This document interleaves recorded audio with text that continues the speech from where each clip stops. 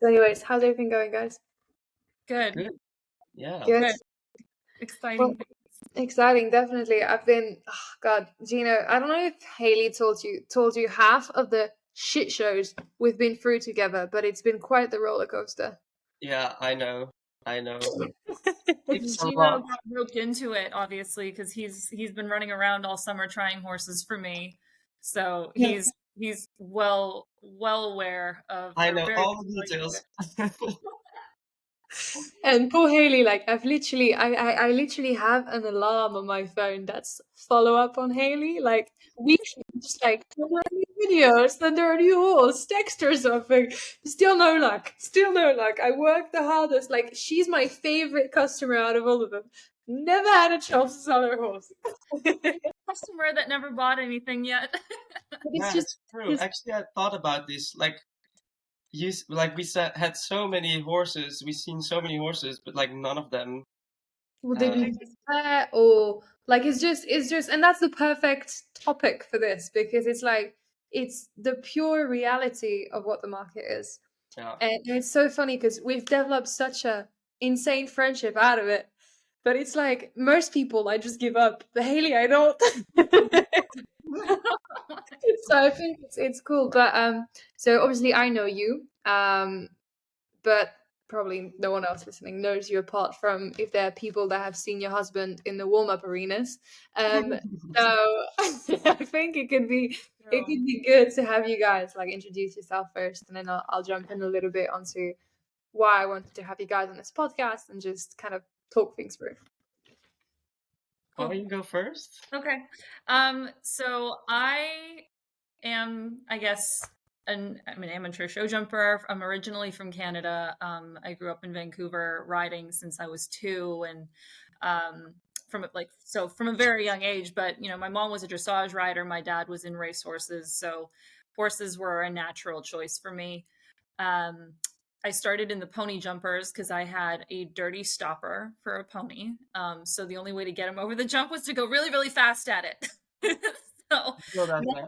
was, was never a pony hunter kid, nothing like that. I was always in the jumpers. So which in North America is already kind of a smaller, I guess, group to begin with, but was always really fast and competitive. I had really great coaches. Bobby Reber, Kelly Kennedy, learned a lot. And then I took a break when I was 17 to go get my education. I got my degree in the UK. Then I went and did my master's in the US, where I met my husband, who is a US diplomat. And that's kind of how we ended up here in the Netherlands. We move every 2 years, and our last post was Sri Lanka, and now we finally got sent somewhere. That was a really good post. So we ended up in the Netherlands, the horse capital of the world, and I got back into the sport last year before finding out I was surprise pregnant again. So then I took another little break, but anyway, yeah. I have a question. I promise you, Gino, I'll give you the mic in a second. So if Sri Lanka was the last stop, you're currently investing in that many horses while you're in Holland. What's the next stop? Do you already know? We don't. We're actually right now in the process of bidding on next assignments. So we're trying to stay in Europe. We've been looking at Prague. We've been looking at Berlin. We've been looking at Brussels. Anything to basically stay in Europe. And if we don't get Europe, then we're probably just going to tell the government to peace out and go back to America and keep our business because we're not going to take the nice horses that we bought to somewhere that isn't a horse friendly. Gino, do you want to move to Sri Lanka? No, I will pass that. Yeah, we've talked about like Florence and other like cities. They were like, I can come with you. Yeah. I'll be the groom. Yeah, that's great. You want a groom, Gino? I'll be the groom and the scout. That's what I'll Yeah. do all day. Yeah, that's the best. That's perfect. Yeah. And what about you, Gino? So you're Italian, I suppose. No, I'm Dutch. You But I Dutch? love Italy. Yeah, I'm Dutch. Oh And wow. so, You've got a yeah, very Italian name. That's why. yeah, So like I have two brothers, and they also have like Italian names. So we have a little that's bit of cool. Italian, but I'm Dutch. Well, my name is Gino. I'm 21, and I live in the Netherlands, of course, now. And yeah, I met Haley at the barn when she came to the Netherlands, and I'm a jumper, also an amateur, but I'm doing like the youth classes, and yeah, I'm trying to find my way in there, and yeah, That's working on cool. that. Yeah. That's cool. That's cool. And okay, cool. And how many okay, just to get the conversation rolling from the start. So you guys have been all over the place already. What's the main differences that you've been able to note between there are similarities between the UK, Europe, and the US, whether it's culturally, with horses, with buying horses, like any cultural aspect influences that you've seen in regards to all this? Tough question. I know it wasn't in the script. Uh, no, I love it. Catch me off guard. Composure under fire. Um, I've honestly found there to be far more differences than similarities between the US and the European markets. It's honestly almost a completely different sport. Having done, even the A circuits in North America, I think outside of Wellington, really, it's an amateur market, and that's the thing is that the US is 98% amateur riders, um, whereas when you come to Europe, the quality of riding even at the amateur levels is so much higher and so much more competitive that the best amateur European riders could probably beat a lot of the professionals over there in North America. They're really competitive riders here. The caliber and the quality of the horses um, is so much better, and also the accessibility to the sport is much different in Europe. It's not considered as elitist a sport in Europe. It's far more part of the actual national economies of many countries here. So it's not really considered this difficult to access, difficult to penetrate group of people, and it's not as elitist. Um, so in a lot of ways, because of that, it makes the pool of competition much stronger. But I'd say definitely, as far as like selling and competing, everything it's polar opposites truly because you're dealing with again such a different market and such a different caliber altogether of the average rider. So um, it I basically felt like not only was I coming back into the sport after having taken a 7-year break, I felt rusty, but I almost felt like I was coming into the sport for the first time Yeah. because Europe is just so different. And when you're out of an industry for nearly a decade, there's a lot of stuff that you probably missed out on. There's a lot That's of right. change, and all, and I'm sure we'll talk about it. But a lot of the apps that are out now, and a lot of the technology and the data that you have that we just didn't have, you know, 5, 10, 15 years ago, it's really changed everything. So I really came in and I felt like I was just a virgin again. It's funny because you say that from my perspective, it's not from the sports perspective, but from the business and from the sales perspective. The expectations from American customers and European customers are very different. And when they're Canadian living in Europe, but that have influences from the States, they're terrible to deal with. I'm kidding. I'm kidding. Worse, I No, know. I align completely with what you're saying in regards to the markets. It's very, very different demands, very different cultural approaches to the sport. I do see that approach where in the US, so to say, there's kind of two groups of people that are people that can it's difficult to afford because it's so expensive. It's over the top expensive. And there's the people that invest in their kids or have the financials to be able to support it effectively. But with that kind of finance in Europe, you can have a total different operation. So it's really interesting to see. And culturally, I see that in Europe there's much more involvement with the breeding and much more history, so to say, as running this as your business. And I think that in the States, in order to do this as your business, you have to have some level of financial support to get started. This is really, really different. Gino, so how involved are you in the operations of Haley at the moment?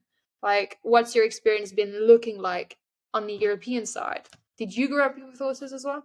Yeah, well, my dad, his uncle had a riding school, so I started riding when I was 4 at their place. And yeah, so I grew up with horses. My brothers are totally different. They don't like horses at all. My mom used to ride, my grandpa used to ride, so everyone in the family is like attached to horses. But I have to say that I am like the one like who came the most far. Like they never did a lot of competitions. I'm riding international. They never did that. So yeah, it's also like a new thing for like all of us around here as well. But yeah, I've got your question. How is it? How is it? All good, all good. And from a Dutch perspective, I mean, Dutch people or people living in Belgium, Holland, Germany, like it's in their blood. It's really, really, really part of the culture to be around horses. Yeah, and How also do you? more accessible to just compete with a pony, with a horse. I have to say, prices 10 years ago were much more doable for like everyone. I think the prices are increasing a lot these days for the horses. Also, normal horses are way more expensive than it used to be. Um, so I think like also compared to the US, these days now it's just more harder to like have a normal income and also do the horse riding on a higher level. So you have to like have a little bit of more money just to compete or have sponsorships or like people behind you or a team, name it. But I think it's going to be more and more harder to um, yeah, do it all yourself. I agree. I think there's different sides to this, right? There is the side where there is a growth in terms of prices and value, it's interesting from a business standpoint if you say, hey, the value that you can sell your horses for is higher and higher, but the upkeep and the cost of maintaining these horses is also higher and higher. Yeah, true. So So it's like everything is getting more expensive.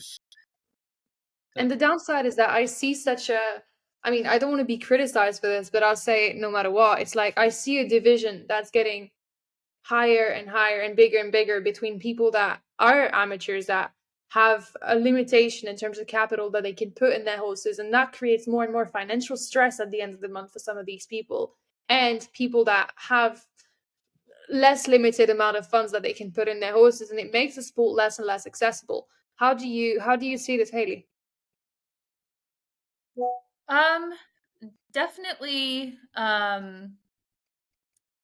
I can definitely see how the accessibility, is probably going to go down as a result of prices, increasing. But I hope, like anything, what goes up must come down eventually. I mean, like, yes, horses are a luxury, but also, um, they're depreciable as well. So I mean, as well, like, and it's very dependent on kind of the economic situation that I think everyone is in, and the state of the economy. Like, but I do think prices will eventually start to have to come down because um, people won't be able to afford to feed what they have, so they need to get rid of it. They need to offload it. So they're going to have to start, slashing things. And I think that'll have some trickle down effects as well. Um, as far as competition prices and things like that. But I think it'll be more of a systemic problem, I think, than just it'll affect everyone, I think, because, as much as, there are people who maybe don't have, who have unlimited funds, they're probably not the majority of the industry. So, No, no, um, no, absolutely and, not. in order to have a competition, you need more than 5 riders. So, but, hopefully it's, everybody can position themselves in such a way as to insulate their financials from it. Because at the end of the day, it's about the horses, and I hate to see for the horses to suffer um, as a result of that. For sure. And it's the industry is such an interesting market because, for example, even people coming outside of the industry coming in, like my partner, for example, is very similar to the conversation we were having about your husband, where he's not a horse guy, but now he's a complete horse obsessed individual. And it's like he spends his nights looking at horse telex. Who does this? I have been too, as a matter of fact. His Bible, he like sits there and he reads it and studies it, and then he's getting all into the breeding. Oh, and this stallion and that one's by this one. Oh, and that means that this one's definitely inbred because this one is by the, he's all Super about. interesting. And the thing is, you can go on and on and on. And what I'm getting to with this is that if people that are completely from outside of the sport can get interested in it. And with the amount of diversity that we're seeing with sponsorship, for example, Gino, you were talking about sponsorships. Yeah. It's needed for the riders now to have a role, to play within the sponsorship world.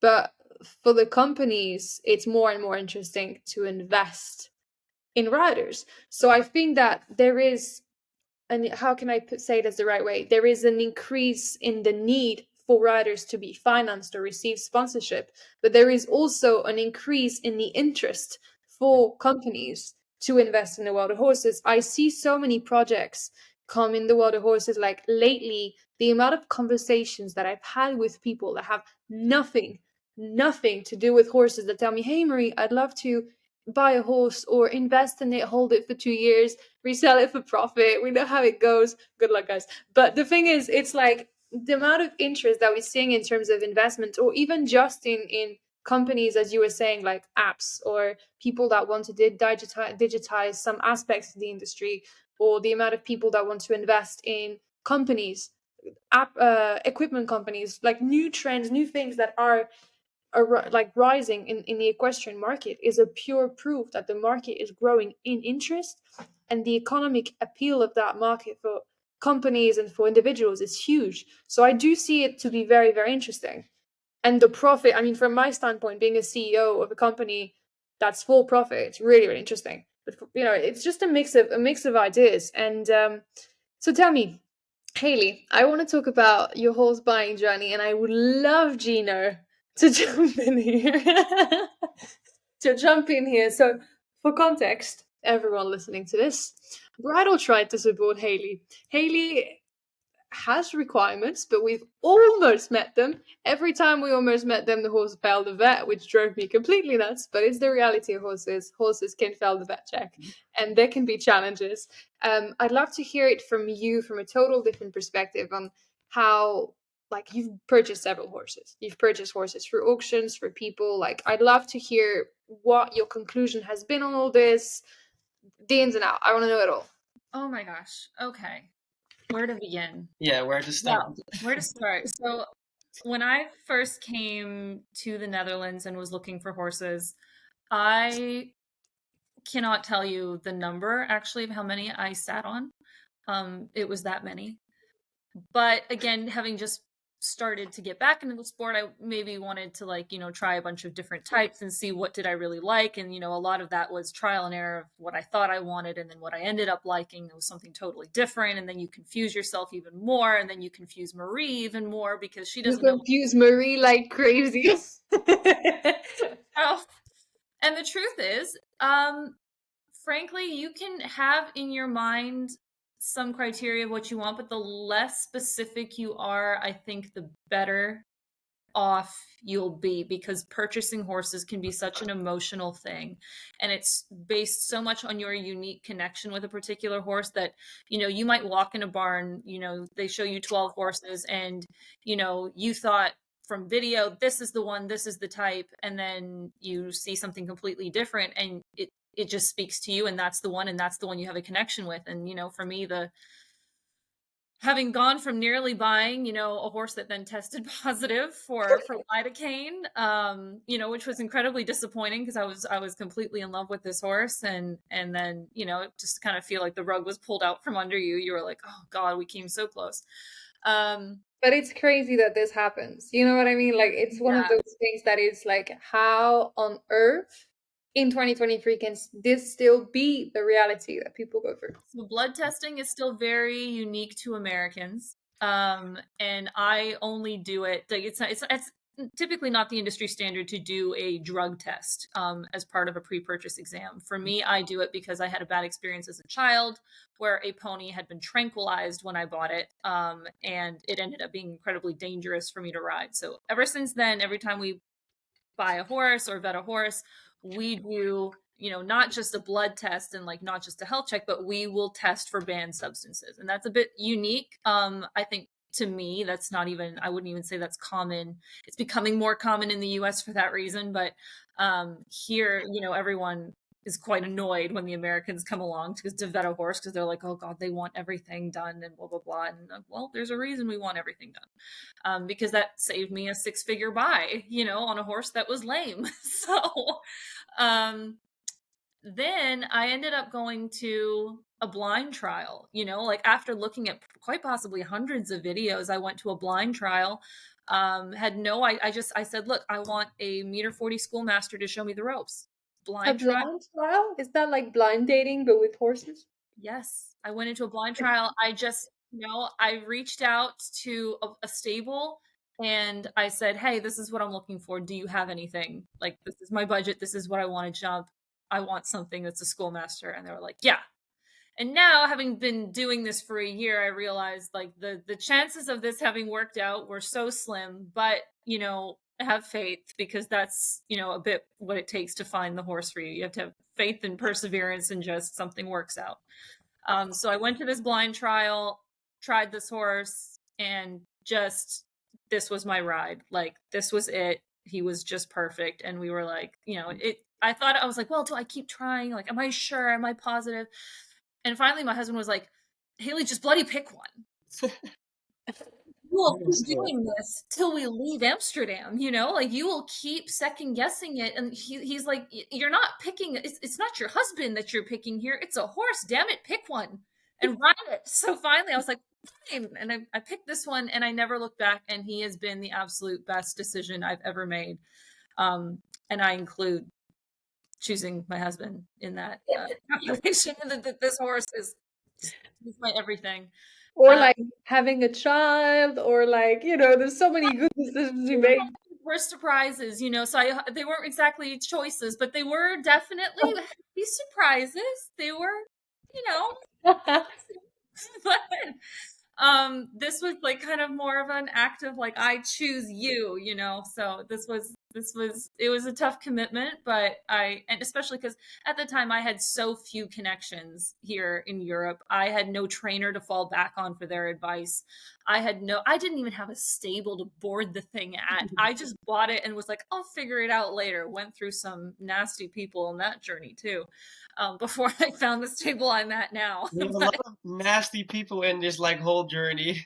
Oh, you really do. It's baptism by fire. You learn by just experience, making mistakes. But it's so tricky, isn't it? Because it's like even I learned so much with experiences and buyers and things like this. And even like when I come in and I'm like, hey guys, I want to provide this super good service and have this transparency and these contracts and this, and it's like the amount of like steps that are involved within the purchase process of a horse, the sales process of a horse, the amount of little risks that are present within the journey, and the amount of little pieces of data and communication that people need. Sometimes it's like you may buy a horse that may be like, for example, Gino.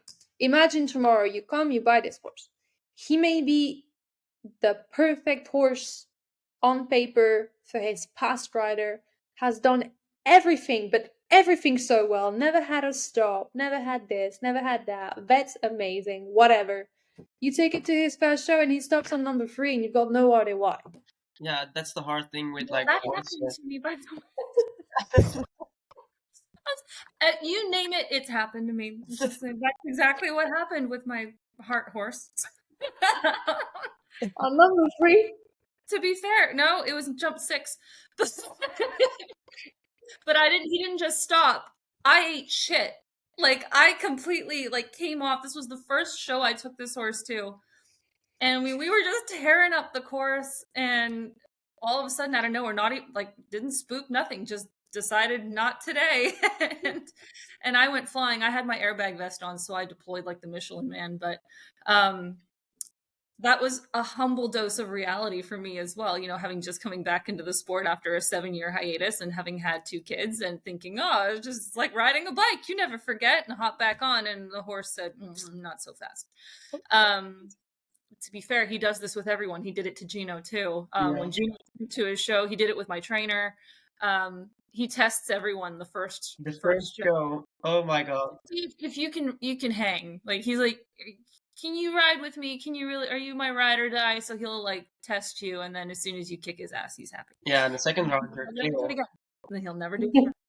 But that became our team mottos because I was walking a course at the next show, and I was like, I'm like, God, is he going to spook at this one? Is he going to spook at this one? My husband, the non-horse guy, with his ever diplomatic directness, Haley, don't ask him, tell him. Yeah. And that became our team motto. Yeah. Now that's kind of our attitude with everything in this, where it's like, we don't ask, we tell. Way to do it. You know, my boyfriend always tells me, I can't remember the exact quote. It's something like, it's better to ask for like an apology, like to say sorry, than to ask. How do you say this actually? It's better to ask forgiveness than permission. Exactly. It's better to ask forgiveness and permission, because it's true. It's like, it's valid for everything in life, whether it's horses or, for me, it's been entrepreneurship. It's like, sorry, I can't tell you. Sorry, like whatever. But it's like, if you don't try, you don't get. It's the same thing. For sure. Yeah, absolutely. And yeah, so that was my first experience, I guess, with the private horse buying, like direct horse buying. Then we had some purchases that were. I just want to jump in here. Do you remember whenever you went to a trial, without giving names, fully like this, like without giving any names? Do you remember when you went to a trial once? I sent you to try some nice horses. There was one out of the two that was really, really cool and that you jumped pretty big with, and the other one was a spicy dressage horse. Yes, I liked the dressage horse, surprisingly. Oh, it's fantastic horse, actually. We're laughing about it, but it's actually a fantastic horse. But anyhow, Gino, I'd love to hear a little bit about you. What's been one of the craziest one of the main achievements you've had in your career as a rider, and one of the craziest story you've been through with Haley? Well, let's start with what you say, because it has to be politically correct. I'm like trying to find the words right now. That like I don't. Oh, I can't name like. Don't hold back. I have no shame. Yeah, me neither. But and try to find like a good way of telling this all. Like an achievement, I can't name just one. I think just like showing on international competitions, getting a ribbon back home. It's just like all very nice. Yeah, and with Haley, I think all the crazy things we went through. I think that we went to an auction. We saw a nice young horse, and we were competing international in Belgium. And so there was also an auction, and we really liked the mare. And so yeah, we had some nice future plans with her. And eventually, like everything went down because the horse was just not correct at all. Let's just not go like all the way into this topic, but yeah, Happens. it's like it happens, and it's still a big thing to always consider and always think about, like buying a horse, feeding a horse, just making sure everything is 100% correct. And so also with Haley and me, like to compare, she's always like, oh, we need to buy this, we need to do this, and we need to go for that horse. And I'm always like so holding back to everything. And I'm like, I don't trust anyone in this whole world. Like when I try a horse and they tell me, yeah, it went to the farrier. Before. No, like, okay, a horse can stop, but it went to the farrier this morning, so blah, blah, blah. And I'm like, yeah, you tell me this because of. And then, like, all those little things when, like, a seller is telling me stuff, and I'm like, I don't trust you. And he's like, oh, yeah, let's go. Let's buy this horse. It's a shame that it has to be this way, but I don't think, like, doing this professionally myself, or being on, like, at the end of the day, what Bridal is, we're mediators. We're here to close deals. We're not the sellers of the horses. We're not here to tell the stories of the horses. We're here to connect the people. And Haley's been through this with us on the case. That was really sad, actually, because it just was a very, very sad conclusion. And it's like, we're not here to give you the story. We want this to be as easy as can be. But one thing that I guess I learned and I took away from this is you got to stick to your intuition. People will always have like a story to give you. Like, even if I was to sell a horse, I have this perspective, even if I'm telling you the 100% truth or 200% truth, I have my perspective upon things. I can be selling a horse to a little girl and have my perspective because this horse with me, considering my level of riding, never did X. He can be totally different on in a different barn, a different environment, a different nutritional plan, a different training program, a different everything. And I think that people sometimes forget that they are actually animals. And we can do so much digitization. We can do so much. Like on our side, our goal is to be very, very, very big in the industry, and we're doing pretty well this year. We've crushed it. At least I like to think so. But it's like, no matter what, a deal can go wrong with the summum of technology, with the summum of process, deals, this, tech, whatever fancy stuff. A horse is a horse. Yeah. If a client goes to a trial and doesn't like it, what can I do? Propose them the next one. For sure, I can have another 200 horses they can try. But for that given horse and that given client, there's nothing I can do because a horse is a horse. And they can still buy a horse with all the legal contract in the world, and in 2 weeks it has a colic. What happens? Yeah. There's a risk. So I understand 100% why you're thinking this way, because you have to think this way. Yeah. But it's also really annoying that we have to think this way, because what does it take to be honest? You know what I mean? True. Yeah. It may, to find the best home and the best fit, everybody wins because, you have a good reference that comes out of it. If you have the right rider for the right horse or the right training program for the right horse, you can use that as a reference down the road to say, hey, I sold them that horse, or hey, I bred that horse, or hey, I coached that rider, or whatever. And I think that, it behooves everyone to kind of have each other's backs more in this industry. And I think that a lot of people are kind of waking up to that fact, especially with the growing amount of transparency and digitization of everything, where, the world's getting even smaller and smaller. The horse world wasn't big to begin with. And, your reputation and word of mouth was everything. And now even more so with social media and with, the world of show jumping, Equinews, all these other news outlets, Noel Floyd, that they're really connecting the horse world even to condense it down even smaller than it was before. So, word gets out fast, and, it's very short-sighted, I think, to be dishonest or to not find the right match for people. Especially because, they'll come back, they'll come back and say, hey, why'd you do this? Or like, did you know about this? And, you get sued, or there's the 101 ways that, things can happen. But I think that is changing, and it is heading more in like towards that trajectory that, the transparency of everything. And it has to. Without giving names again, there's been some really funny, creative ways in which people have been lying in the last few weeks when it comes to horse sales. We all know who I'm talking about, but I think it's hilarious. And again, we all know because of how small the horse world really is with all these apps, and I'm on everything because I am always looking for horses. So Let me jump in one second. So Haley can be. So I'll share this with Gino. Okay, I am Gino focused. I'm not speaking with Haley. So Gino, picture this, right? 23 years old. Okay, at the time when Haley is for the first time looking for horses with Bridl. 23 years old, hyper motivated. I'm building my company. I care about all these transparency, all this honesty, but I also care about business. I care about making business happen. And what is my way of making money? We get commissions on horse sales. I'm working like a lunatic on this customer. And one day she calls me and she goes, "Hi, Marie. I saw a horse on social media that I absolutely love. What do you think I should offer them?" I was like, why do you tell me this? She is the perfect example that the world is small and that having your options open is a really, really. This is Haley. This is so perfect because now being friends and understanding exactly the behind and understanding the context and the story and the personality and seeing this more and more happen is funny, and I think it's funny. But at that time, that day, I remember it word for word. I was about to enter the supermarket and I was listening to Haley tell me that she was finding so many horses, and this is at the time that she's trying some, vetting some. I'm like, I'm never gonna sell this woman a horse in my life.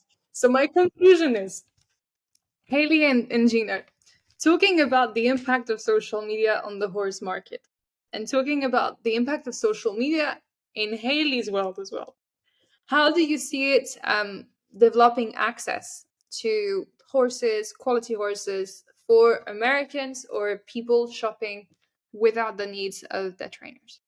Tough question. Oh, it cannot, like, the importance of social media for finding good horses cannot be understated. I think I have found, God, so many interesting horses just by videos or, like suggested who you should follow or in your Discover page or, whatever. There's just, you see a clip or a video, it catches your eye, you see the breeding, okay, that catches your eye, you go to their page, you see what else they have for sale. I mean, I send Gino and my husband probably 50 horses a day. Yeah, it's like crazy. Like sometimes I was like working or riding 2 horses, and I was like my phone was gone, and then I got like 10 text messages and all different kinds of videos. Look at this one. No, wait, never mind. Look at This this one. one. No, look at this one. And then I was like, yeah, I like this one. I don't like that one. And I was like, yeah, why? And then I had like 3 new horses coming in my WhatsApp, and I was like, Jesus.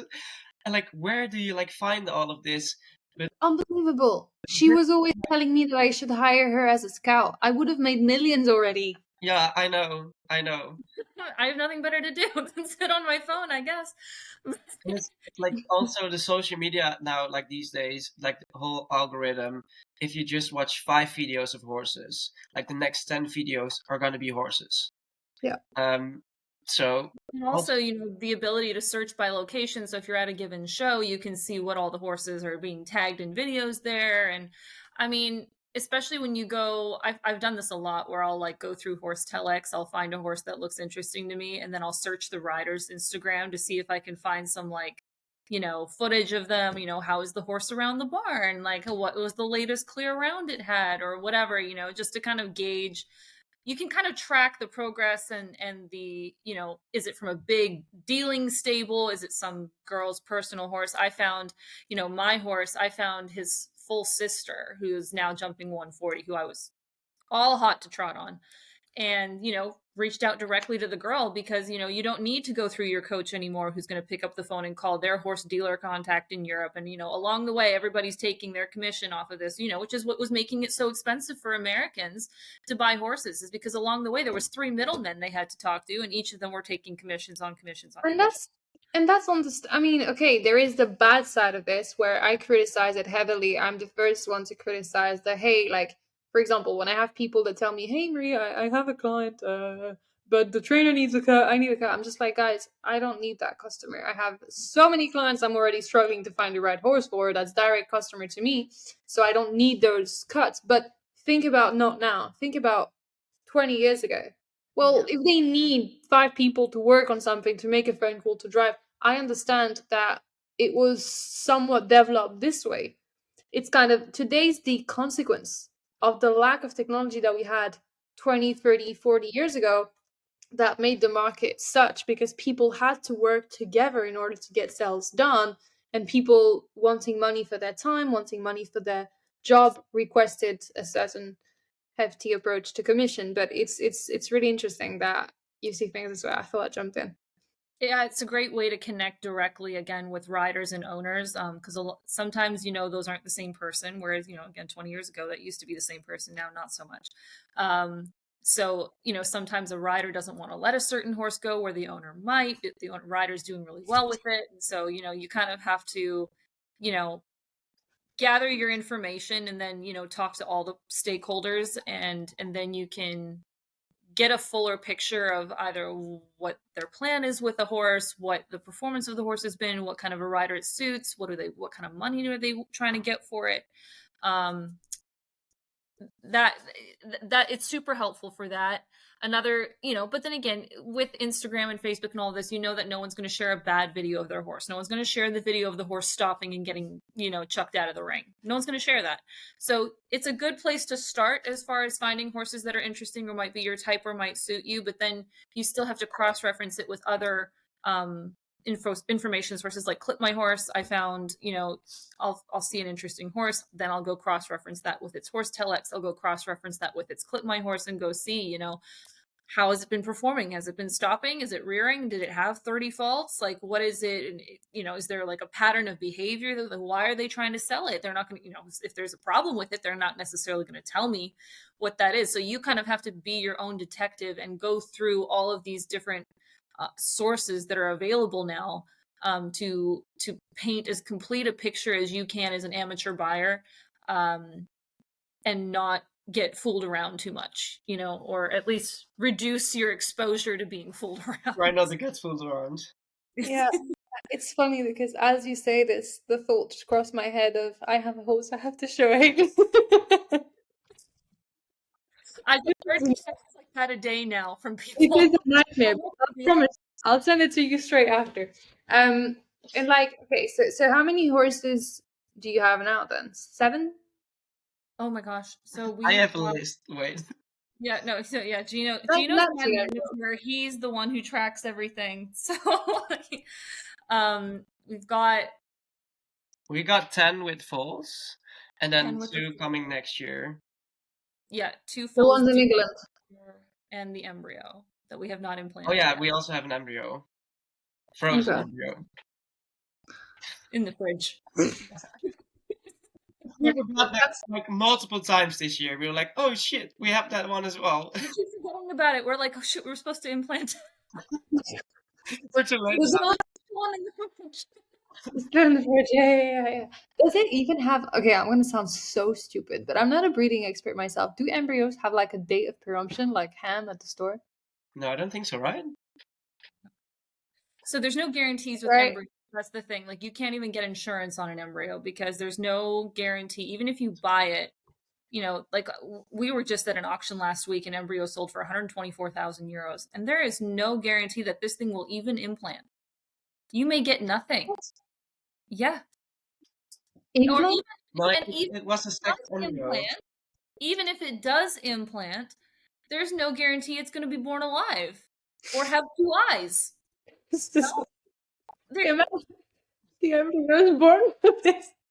It's got no eyes. It happened. Yeah. It happened to our trainer. They had a full born and it had no eyes. That is so sad. What do you do with a horse that has no eyes? It died, didn't it? Yeah. Yeah, it died. It's very sad. It was a stallion, so it had no it wasn't even possible for him to go out or everything. Yeah, it couldn't do anything, but it happens, so people go and spend this like crazy money on a on a frozen gamble. It's gambling at the end of the day, and that's all this all really. It's educated gambling. Horses is gambling. Yeah, horses in general. That's part of the allure of it. That's part of the excitement, is because for every $1 million horse that sells, there's a $15,000 horse that just came off the meat truck that then goes and kicks that one's butt in the Grand Prix. Like that's part of the game. But if you see those $15,000 horses up the meat truck, please give me a call. I don't see one. I don't find those ones.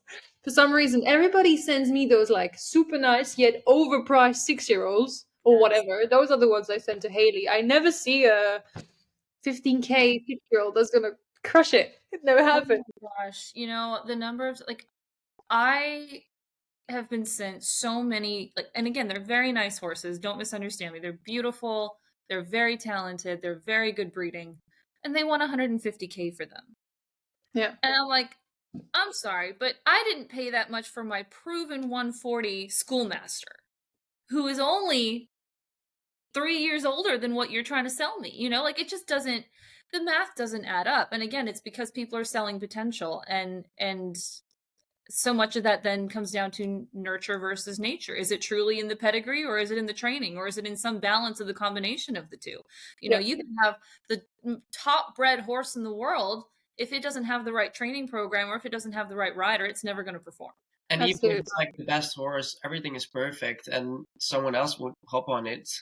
I know we can all name like multiple examples of horses and riders that are my podcast is gonna be banned. Yeah, no names, but we can all name multiple horses and riders that are on paper it would be perfect, and you buy it and no one hears anything anymore from that rider or Yeah, it happens. It happens. But like, also, how many times does like this conversation drives me nuts, right? I'm just gonna take a completely different perspective to this. Okay. How many clients drive me crazy with X-rays? Should we X-ray the horses that went to the Olympic Games? Like, let's like, you know what I mean? Those top level horses that are jumping week in, week out, the 5-star Grand Prix. I'm sure they all have a comment. Yeah. You know what I mean? Yeah. I think a lot of the time it matters more for the young horses because there's still so much investment that has to go into them. And if, again, if you're trying to make an educated guess about the value of a horse or what it might potentially be worth in the future, it's only going to be worth something if it proves something. And it can only prove something if it's jumping. And it's only jumping if it doesn't have, 10,000 OCDs in its hocks or whatever. So I think for under a certain age, it definitely matters more, or under a certain achievement level, it certainly matters more. But after a certain point, I mean, there was one horse, we had been looking at who was 11, I believe, jumping 145, failed the vet check. And yes. And, It's No and, names, you know? lovely horse.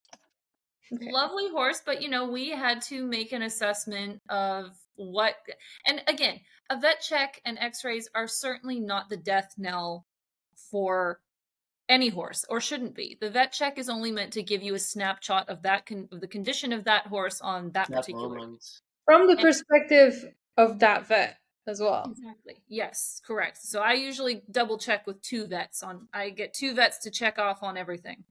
But a lot of the time it doesn't need to be a death sentence for a deal. It's just up to that buyer how much they are willing to commit to maintaining a horse. What is their capacity to maintain this horse? So if it's going to need injections every 2 months to keep it in peak performance, can they afford that? Is that something that they're able to commit to? And if not, then maybe that's not the right horse for them. But maybe someone else is able to do that and is able to maintain that horse's condition by doing that. So it's really meant to be more of a assessment of what the condition of the horse is and what it would take to maintain that horse's condition for a certain level of performance. So they're all going to have something. They all do, and if they don't, then they typically, for some reason, don't jump particularly well. The ones with the perfect vet checks, just average. To find a horse that jumps like a superstar and it's going to bring you the sun, moon, and stars. It's all got something. So at the end of the day, you've got to make that decision yourself and weigh and balance what your capacity is to maintain it. But it's also from a different perspective, right? Completely outside of horses. And I know we're speaking about horses, but it's like we're having such high expectations from animals who could not communicate their pain with words to us, right? That we have to guess with all our technology and all our talented people and the physio and the dentist and the saddle fitter and whatever, and the energy giver, like whatever new medicine comes in the world of horses every single day, what they're dealing with and where they have a little pain and this and that throughout all the training program that we're putting them through. But it's like even a human, like a top level athlete human, that can communicate exactly what he's feeling, that can be given exactly the right level of medicine, care, time, recovery, whatever he needs. If you x-ray that person and you go through 100% vet check of this person, like a complete check of this person, they're always going to have something. Like, I know this sounds completely stupid. No, it's true. But it's the case. You don't have one perfect top level athlete. No one is perfect. Is perfect. It just doesn't happen. I wouldn't want to x-ray myself because I would be effed, but that's kind of the feeling. And going back to investments then. So I want to know, apart from the horses, which is quite a big part of it, are you still working on the projects you have in Kentucky? We are. So, one of the main challenges that we've been facing with kind of scaling up our operations and expanding our breeding program has been space. Because we don't own our own facility, so we have to find space to rent for each of these horses. So they're all kind of scattered in 7 different directions at different stables and different countries even. And we kind of want to bring it all together and put it under one roof and one umbrella to really focus on controlling our own means of production, so to speak. We want our own supply chain. So we want to be able to, have access to these top dam lines, then breed with top stallions to have top foals that we can then either sell as foals or then go on to develop as young horses and then sell them in the US. So I mean, it's really exciting, and it has a lot of potential, I think, for to kind of streamline our operations, and we can really follow and track our horses all the way through their careers, up until they change hands. But in order to do that, you really do need to kind of have your own program and your own facility and your own management in place to do that. And that's been something that we've kind of been that's kind of been our main stumbling block at this point, is just needing to take that next step. So we are working on building a farm out in Kentucky, which is where my husband is from. That's where we live. So we're trying to build what would be like a young horse development center over there, basically, where we can breed the young horses over here in the Netherlands, and then when they're of age to start being saddle broken and competing, bringing them over to the US to find them good homes, good show homes. So that's our first major project on that side of things. And then also, of course, trying to find a facility in the Netherlands that can kind of work for us as far as our breeding operations and saddle breaking and competitions and things like that. So a lot of irons in the fire. It's very That's cool. That's cool. What motivated you guys to get involved in breeding in the first place? And like, what's your main goal? I know producing good horses, like, but there must be a big goal. What's the big goal? We really decided we never thought we would be breeders. First of all, I knew nothing about breeding, even from my old horse days. I knew nothing about breeding. But the more we started to get into this, the more we realized we wanted to have access to top performers and top bloodlines for less money. We don't want to go and spend 700,000 euros on a horse. We wanted to be able to develop our own and sell it for 700,000 at the end of the day. Can I jump in?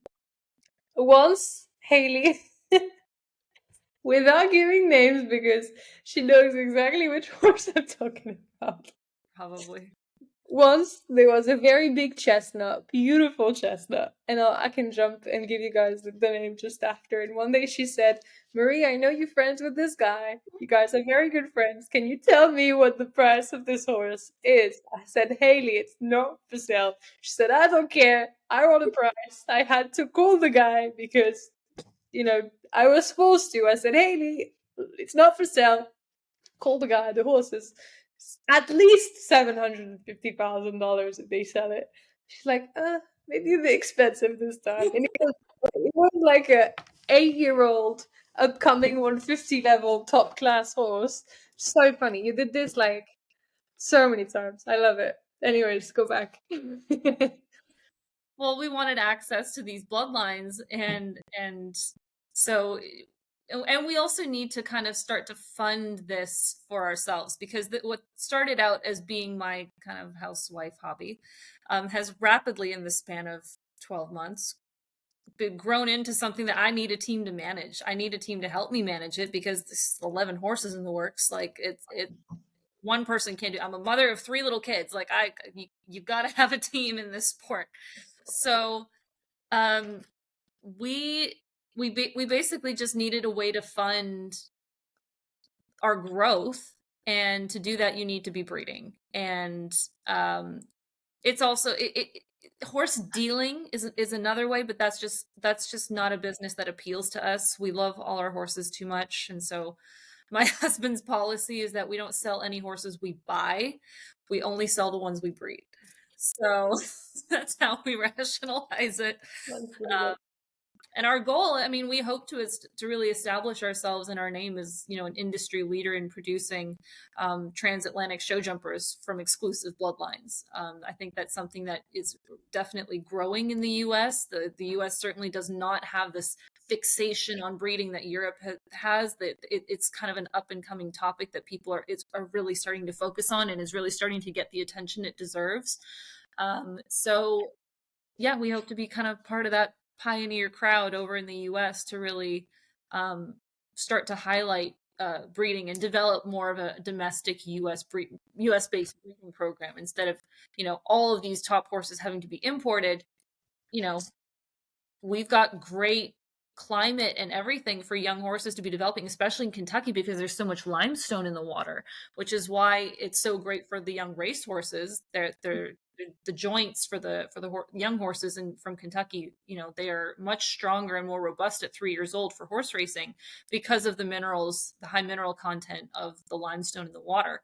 So we have this great climate, we have a great demand, we have a great industry. Why don't we care about breeding? Why are we just buying everything from overseas?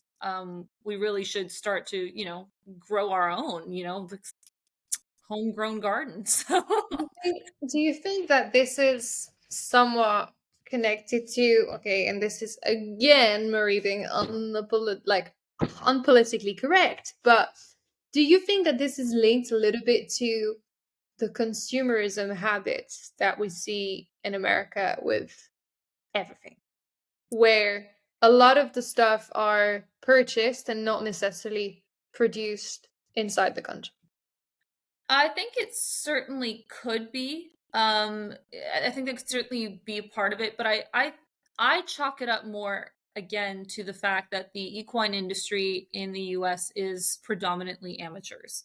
You're dealing with a 98% amateur market, meaning that you're dealing with people who are into riding for different reasons than perhaps a lot of the European riders are. They're doing it out of passion, out of hobby, out of sport, and maybe less so out of making a living or winning or whatever. So even what they are breeding for in America needs to be a bit different than what they're necessarily breeding for in Europe.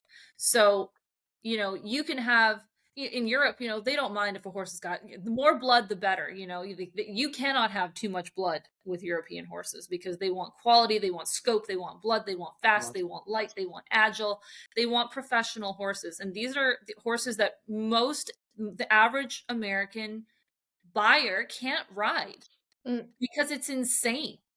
You know, like it's not fun. You can't take it on a trail. You know, it doesn't stand in the cross ties. It doesn't, you know, like these things are wild because they're bred to win in a under very different conditions, with very different riders, with very different skill sets and much more experience. So for the average American buyer, you know, they're breeding for temperament, they're breeding for mind, they're breeding for safety, they're breeding for something that, you know, the average person can get on. It's easy, they can have fun, they can not fall off and break their neck, and you know, stay fit, or whatever the average buyer wants to do with it. Or if they want something pretty, that's another big thing. The Americans, they want pretty, because there's that equitation and hunter market over Who there. wants an ugly horse? Like, seriously. Hey, you know what? The Europeans don't give a damn as long as it jumps the moon. Well, it can jump the moon and be pretty. Gino does, but like Gino, seriously, do you want to be seen on a horse that looks like a donkey, or do you want to be seen on a horse that is really like the stallion you're currently riding? No, I just want a pretty horse. It has to be pretty, otherwise, what's the point?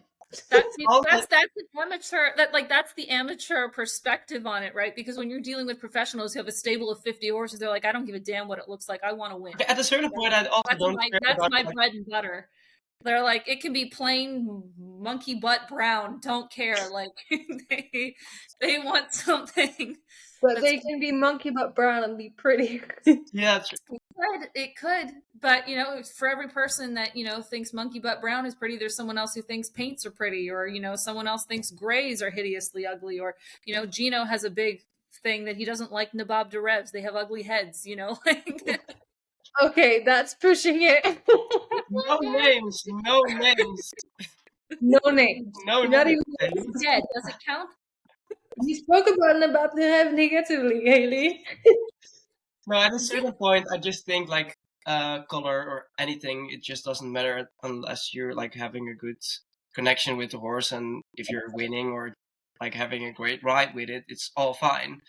That's good. But But it's not about oh I need a pretty horse to no, no, like you have to love your horse, you have to have a great connection with it, you have to have the best time of your life while you ride it. All these things, performance, good confirmation, good vetting, good everything. But if it's pretty and you take 25,000 pictures a day of it, it's a plus. social media is. What's Instagrammable? I mean, Yeah, seriously. I mean, like, if I see an ugly horse on TikTok, I would like, You swipe. yeah, I'm over here looking at the technique. I'm like, how are its knees though? yeah. Haley is all about the knees. Knees. You know, 99% of rails are with the front legs. Yeah. It's all about the knees. You know, people get really caught up in the hind action because that's the flashy. You know, that's what people look at. Like, oh, look at this thing kick out over the jump. It doesn't matter because 99% of the time, if it's got bad knees, it won't jump clear rounds. And I Are care you about. data backed or is this a guess? Is what I guess.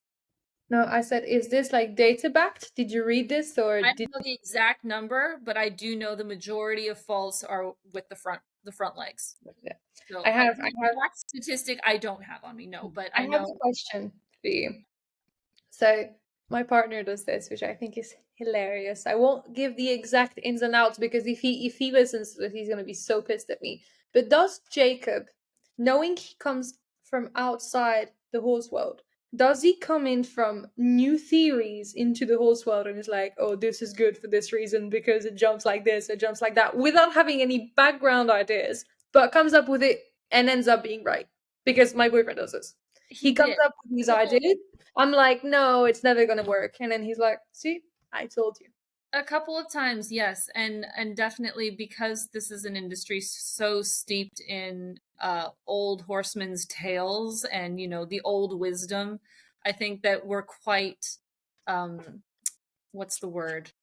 We're quite reluctant to ever take on outsiders' information or any sort of information from anyone that isn't considered, you know, a god in the horse world. Like if it doesn't come out of Marcus Henning's mouth, you know, we shun.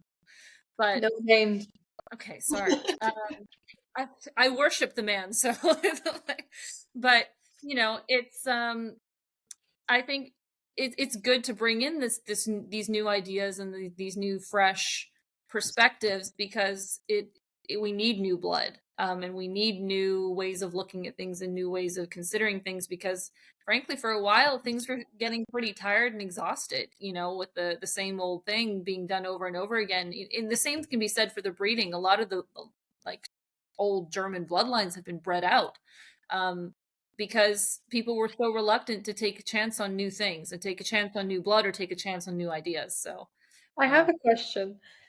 I just like okay, because I'm not involved in breeding at all at the moment, and I'm slowly like we're looking at investing in some good stuff, which I'll tell you outside of the podcast. But lately, I've realized that most of the horses that we're breeding with are dead. yes, I didn't even know that, and I was like, we're breeding with dead horses since the last like 20 years. But yes. why? Because who tells you that this horse? People want the tried and true. Yeah, Okay, but so here's a perfect example: Diamanda Simi, the horse, one of the most prolific sires of ever in yeah. history, one of the most prolific sires in history. He has sired over 400 Grand Prix horses. Yeah. You know, people like replicability, and it's hard to find when you are breeding. You know, horses might throw the occasional superstar, and for every one they throw, there's 60 duds. So when people are paying and investing in this, they want to invest with minimal risk. So they go with the tried and true. So there's a handful of horses that you can say throughout history or, you know, even modern day who have great replicability, great quality semen. They're great to breed with. They breed well with pretty much any type of mare. And those are the ones that are, that you'll see cropping up in full auctions time and time and time again. It's almost exhausted because there's so many of them. And what the problem is that it's starting to make the gene pool so small that we need to take a chance on newer, more different horses and start even looking outside of even just the warm blood pool. I think with there's one very particular stallion I'm thinking of who was bred with, his dam was an Anglo-Arabian mare that the owner had bought. Andiamo de Simi. The mother was an Anglo-Arabian mare that the breeder had bought for his wife as a gift once, and out of it came Andiamo. Which is a top horse. Pardon? Who is a top horse himself. Yes, exactly. Yes, who is a top horse himself and a great sire. When we go back and look at if you trace back for Pleasure's pedigree line, you can go back to Furioso and you see you've got thoroughbred blood in there. You've got all kinds of different bloodlines, and I think we've actually been interested in this experiment ourselves. And I probably shouldn't say too much because I don't want our Dia to be stolen. But starting to look outside of the conventional bloodline pools to change things up a bit and breed in new and different qualities. I think mutts are always stronger than purebreds. So when you start to mix things up a little bit, I think it'll be really interesting to see what comes of those matches. But it's actually interesting that you say this, and I don't want to ruin your idea because I don't even know what it is. But being from the Kentucky background, I'm from Newmarket myself, which is the racing capital of the world. My dad is racehorse, really heavily involved in racehorses. So I've always said that blending those lines up to a level, because again, I'm not a breeder and I have no expertise in breeding, but I do know I like the temperament of the thoroughbreds because I don't know what it is about these horses, but it's like this. They have their goal and they focus on their goal, and that's it. And I think that some of them blended with some of the show jumping lines could make astonishing horses.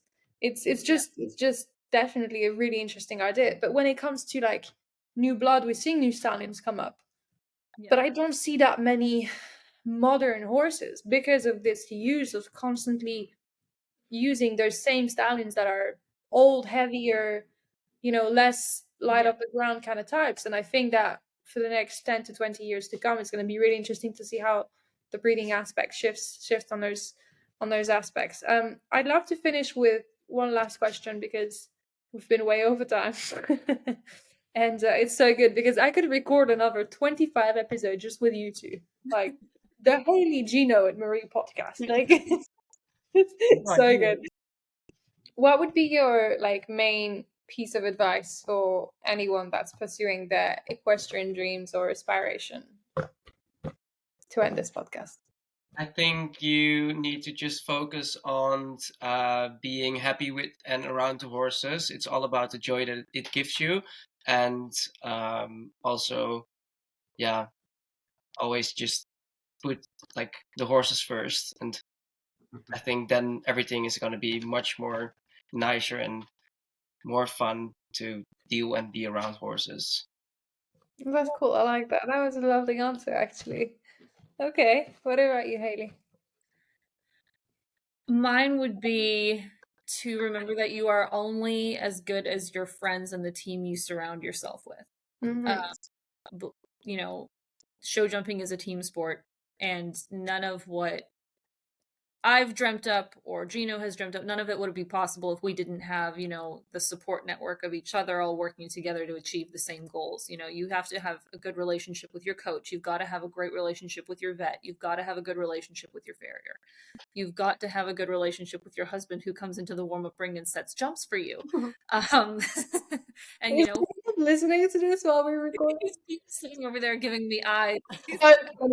So funny. I would love to. Next time we need to have Jacob, Gino, and Joseph on a podcast. Yes, you should have the outsider's perspective on new fresh ideas.